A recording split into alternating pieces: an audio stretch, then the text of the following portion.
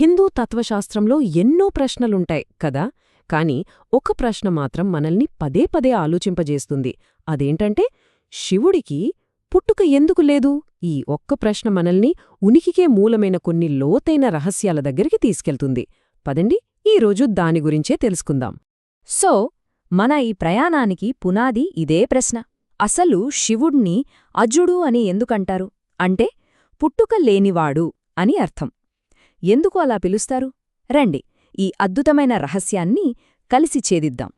అయితే ఆ ప్రశ్నకు సమాధానం దొరకాలంటే ముందు మనం హిందూ విశ్వాసంలో చాలా ముఖ్యమైన ఒక కాన్సెప్ట్ అర్థం చేసుకోవాలి. అదేంటంటే ఈ విశ్వాన్ని నడిపించే జనన మరణాల చక్రం గురించి. దీన్నే సంసారం అని పిలుస్తాం. అంటే సృష్టి, స్థితి, లయ ఈ 3 దశలతో కూడిన ఒక ఎండ్లెస్ సైకిల్ అన్నమాట. పుట్టిన ప్రతి ప్రాణి మనతో సహా ఈ చక్రంలోనే ఉంటుంది. మన అస్తిత్వం మొత్తం ఈ చక్రంతోనే ముడిపడి ఉంది. ఇక్కడే ఒక చాలా ఇంట్రెస్టింగ్ పాయింట్ ఉంది. త్రిమూర్తుల్లో ఒకరైన బ్రహ్మ సృష్టికర్త, అలాగే స్థితికారుడైన విష్ణు, వీళ్ళిద్దరూ కూడా ఈ సంసార చక్రానికి కట్టుబడే ఉంటారు. కాని శివుడు మాత్రం వీటికి అతీతుడు. ఆయనకు బిగినింగ్ లేదు, ఎండింగ్ లేదు. సరే, శివుడు ఈ జనన మరణ చక్రానికి కట్టుబడకపోతే మరి ఆయన ఉనికికి మూలమేంటి? ఎలా ఉద్భవించాడు? అంటే ఆయన ఎవ్వరూ సృష్టించలేదా అనే ప్రశ్నొస్తుంది కదా. ఈ ప్రశ్నకు సమాధానం ఒకే ఒక్క పవర్ఫుల్ పదంలో ఉంది. అదే స్వయంభూ. అంటే తనకు తానుగా తనంతట తానే ఉద్భవించినవాడు. ఆయన ఉనికికి వేరే ఏ శక్తి కారణం కాదు. ఆయనకు ఆయనే మూలం, ఆయనే ఆరిజిన్. ఇంకా సింపుల్గా చెప్పాలంటే శివుణ్ణి ఇంకో దేవుడు సృష్టించలేదు. ఆయన ఏ తల్లి గర్భం నుండి పుట్టలేదు. అందుకే ఆయన ఉనికికి ఒక మొదలు అనేది అసలు లేదు. అది ఎటర్నల్, శాశ్వతమైనది. చూసారా, ఈ స్వయంభూ అనే ఒక్క కాన్సెప్ట్ మనల్ని ఎంత గొప్ప ఫిలసాఫికల్ ట్రూత్ దగ్గరికి తీసుకొచ్చిందో. శివుడు అంటే కేవలం ఒక దేవుడు కాదు, ఆయనే పరమాత్మ, అంటే సుప్రీం కాన్షియస్నెస్.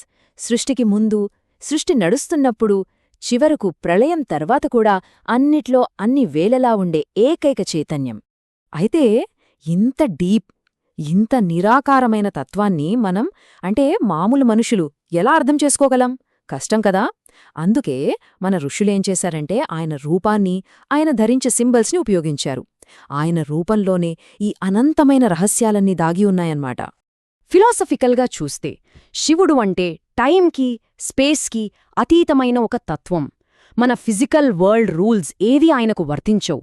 అందుకే శివుడిని ఒక పర్సన్గా కాకుండా ఒక అత్యున్నత స్థితిగా, ఒక సుప్రీం స్టేట్గా చూడాలి.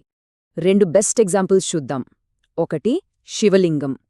ఇది ఇన్ఫినిటీకి సింబల్. దీనికి స్టార్టింగ్ లేదు, ఎండింగ్ లేదు. అలాగే శివుణ్ణి మహాకాలుడు అంటారు. అంటే లార్డ్ ఆఫ్ టైం. ఆయనే టైంను కంట్రోల్ చేస్తాడు, కాని టైం ఆయన్ని కంట్రోల్ చేయలేదు. ఎంత పవర్ఫుల్ కదా. ఇక్కడ చాలామందికి ఒక డౌట్ రావచ్చు. కొన్ని పురాణ కథల్లో శివుడి ఆవిర్భావం గురించి వర్ణనలుంటాయి కదా, మరి వాటి సంగతేంటి? ఆ కథలని ఎలా అర్థం చేసుకోవాలి? ఇక్కడే మనం అసలు విషయం అర్థం చేసుకోవాలి. పురాణాల్లోని కథల్ని లిటరల్గా హిస్టారికల్ ఈవెంట్స్ లాగా చూడకూడదు. అవి సింబాలిక్ స్టోరీస్. శివుడి ఆవిర్భావం గురించిన కథలు ఆయన పుట్టుకను చెప్పట్లేదు. అవి మన ఊహకందని ఒక గొప్ప తత్వాన్ని సింపుల్గా చెప్పడానికి చేసిన ప్రయత్నాలు అంతే. ఈ రెండింటి మధ్య తేడా చూడండి.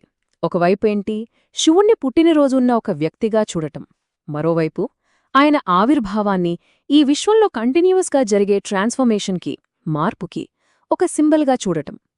అసలైన మీనింగ్ రెండో దానిలోనే ఉంది.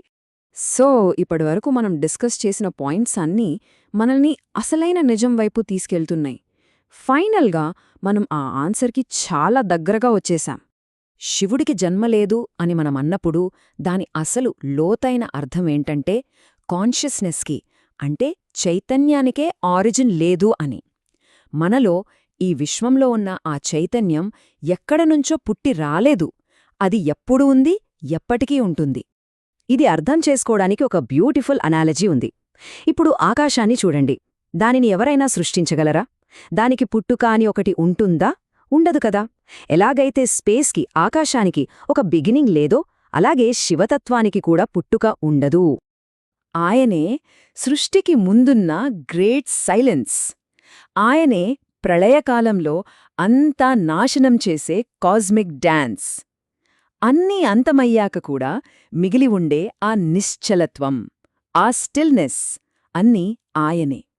అందుకే అంటారు, శివుడు అస్తిత్వంలోకి వచ్చిన వ్యక్తి కాదు, ఆయనే సాక్షాత్తు అస్తిత్వం, ఎగ్జిస్టెన్స్ ఇట్సెల్ఫ్. సో శివుడిని అర్థం చేసుకోవడమంటే శాశ్వతమైన నిజం జనన మరణాలకు అతీతంగా ఉంటుందని తెలుసుకోవడమే.